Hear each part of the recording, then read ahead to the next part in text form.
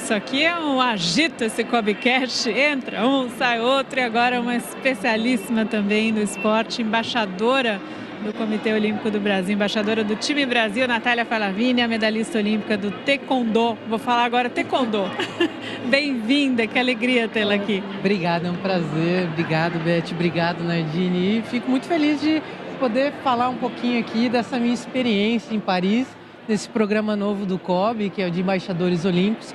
E essa semana foi muito mágica, assim. Eu, junto com o Maurício e Janete, pudemos aproveitar os jogos de uma outra forma que eu acho que, enquanto atleta, a gente não tinha vivido. Natália, não são muitas as vezes e não são muitas as delegações que têm o privilégio de ter uma estrela mundial como é a Rebeca Andrade.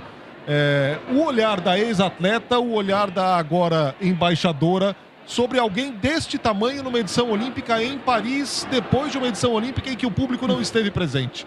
Traz um pouco pra gente do tamanho da imensidão do que está acontecendo aqui. A Rebeca é liderança, não só na ginástica, ela extrapolou o tamanho da ginástica e acho que para a delegação brasileira, né, para os atletas estarem ali do lado dela, poderem conviver com ela, alguém que é referência, que chegou num nível mais alto, é muito bacana de ver, e como ela assume isso de uma maneira muito natural, e como ela consegue lidar com tudo isso, vindo de uma pressão de ter que conseguir o resultado olímpico, auxiliando a equipe quando tecnicamente ela tem que contribuir, e principalmente aí como essa liderança. Então, assim, fico impressionada com a maturidade dela, ainda jovem.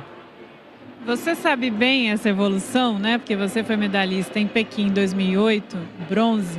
E o Maicon Andrade é o outro medalhista do Taekwondo do Brasil, Jogos do Rio 2016. Mas você viveu outras edições, Atenas 2004, Londres, e você viveu muitas dificuldades. Eu queria que você comentasse um pouco isso, porque assim, o que a gente está vendo da ginástica, o que vimos hoje de Caio Bonfim na marcha atlética com essa prata histórica, mas houve muitos desafios nesse percurso para chegar até aqui, e a ginástica também. E você, nada melhor do que comentar os seus desafios, para que a gente perceba toda essa jornada. É legal, assim, fiquei muito feliz com a medalha do Caio, porque a gente tem que olhar que a construção de uma medalha olímpica, ela vem em longo prazo, não tem jeito, né? O Caio fala assim, minha 4ª edição de Jogos Olímpicos, então são 20 anos dentro desse ambiente olímpico, fora desde o período que ele começou, né, quando ele se desenvolveu, quando ele estava fazendo essa transição e conseguindo bons resultados no circuito mundial. Então, é uma vida de dedicação, não tem jeito. O atleta ele tem que escolher desde muito cedo o que ele quer fazer, se dedicar e fazer escolhas que o levem para esse caminho. E aguardar, e esperar, e ter paciência, que esse processo é isso, é um processo que te forja ao longo do tempo. Você passou por isso depois de 2004, eu sempre falo isso e eu nunca vou esquecer. Você me ensinou a não aceitar o atleta que sai na boa de uma disputa de medalha e não sente aquilo ali. Você sentiu muito 2004, 2008 você voltou e conquistou a sua medalha. Com o Caio foram necessárias 4 Olimpíadas. A gente teve agora o Guilherme Costa ficando a 26 centésimos de uma medalha. Você lembra a dor do 4º lugar? É complicado, o 4º lugar é o pior de todos para você. A gente estava conversando entre eu, Janete e Maurício, né, falando que o 4º lugar deveria não existir.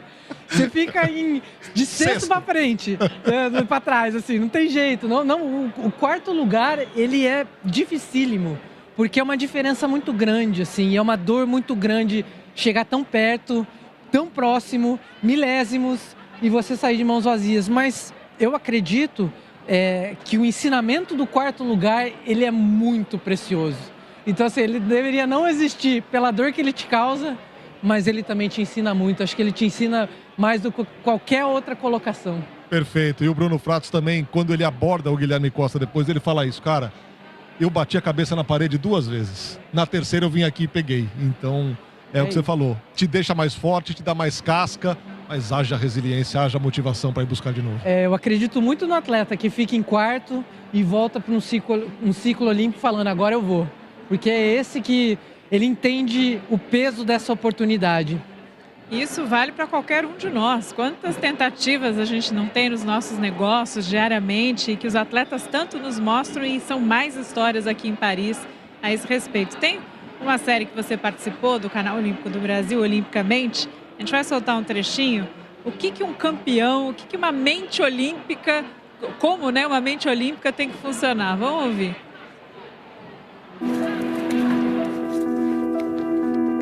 Tem algumas coisas que os grandes atletas, né, aqueles que se tornam vencedores, eles conseguem. Eu acho que o primeiro é tornar real na sua cabeça antes de ser, imaginar os meus sonhos de forma com que eu pudesse pegá-los, senti-los, tocá-los, cheirá-los.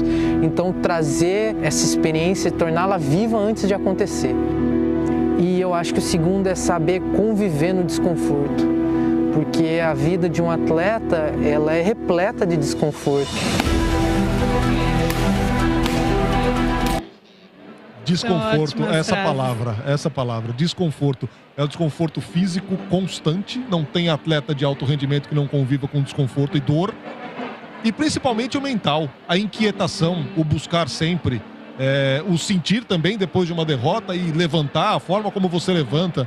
Então essa palavra é muito importante no esporte, né? É isso, assim, o sacrifício, ele não é algo ruim, né? Mas são escolhas. Eu sempre falo assim, que eu costumo perguntar, o atleta abre mão de muitas coisas? Eu falei, não, o atleta escolhe. Então o fato de ter feito boas escolhas me trouxeram a medalha olímpica e me fez chegar em 3 Jogos Olímpicos.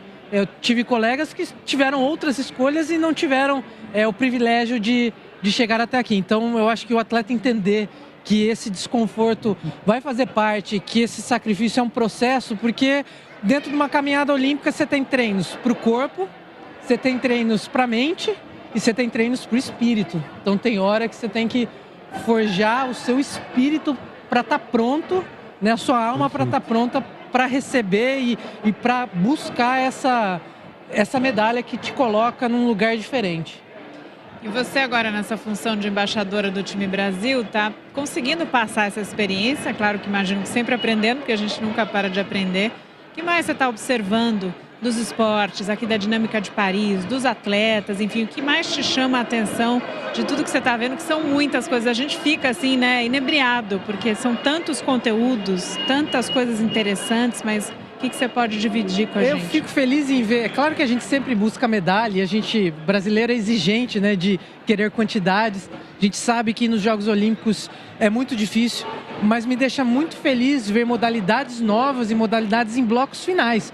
4º, 5º, 6º, isso significa uma evolução em termos gerais das modalidades. Então, o Brasil hoje ele busca medalhas, ele tem brigado aí por algumas medalhas, mas quando a gente olha para o todo da delegação brasileira, a gente está nessas disputas, a gente chega nas disputas finais.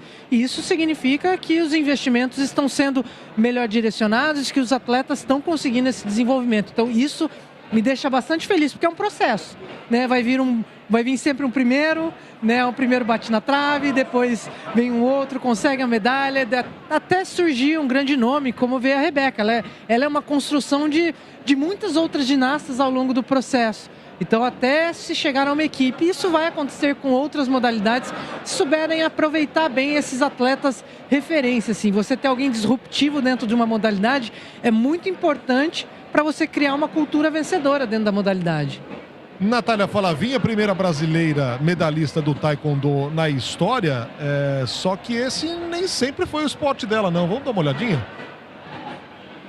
Desde muito pequena, a minha mãe fala que eu sempre falei que eu ia para os Jogos Olímpicos. 12-12. Vence Natália Falavinha. A minha infância foi isso, foi jogando handball no recreio, imaginando que eu estava fazendo gol da final dos Jogos Olímpicos. Foi brincando de corrida, achando que eu tinha ganho 100 metros. Então tudo eu comemorava como se eu tivesse ganhado, eu fazia o gesto da medalha. Então, antes de aprender a escrever, eu estava falando que eu queria ser campeã olímpica. Independente da modalidade, que eu fui conhecer o taekwondo um pouco mais tarde, mas era o que eu queria. E aí eu comecei a praticar o taekwondo e eu acho que esse foi o grande desafio da carreira e ao longo do processo. Entender como eu poderia ser o mais intensa possível, o mais sanguínea possível, colocar toda a minha energia, todo aquele foco, aquela determinação, tudo aquilo que eu queria, mas de uma maneira muito centrada, muito calma, nos momentos certos. Ou seja, essa visualização que você falou no primeiro trecho que a gente passou, e você já criar na tua mente essa caminhada. Que força tem isso agora, desde pequena, nesse sentido? Mudou o esporte, mas o sonho foi realizado. Exatamente. Eu sempre falei que eu queria ser campeã olímpica e eu pensava como eu sairia de Londrina, numa cidade no interior do Paraná, como eu chegaria nos Jogos. E eu fui experimentando diversas modalidades e buscando o meu caminho ali, buscando o que os atletas que eram referência para mim falavam e fui fazendo essa construção. Mas eu acho que acima de tudo eu sonhei muito com essa medalha, eu enxerguei essa medalha, eu toquei na medalha muito antes dela estar comigo. Então, para mim era real, eu só estava caminhando dentro dessa caminhada que já existia. Na minha cabeça ela já existia, ela já era real, então isso fez muita diferença.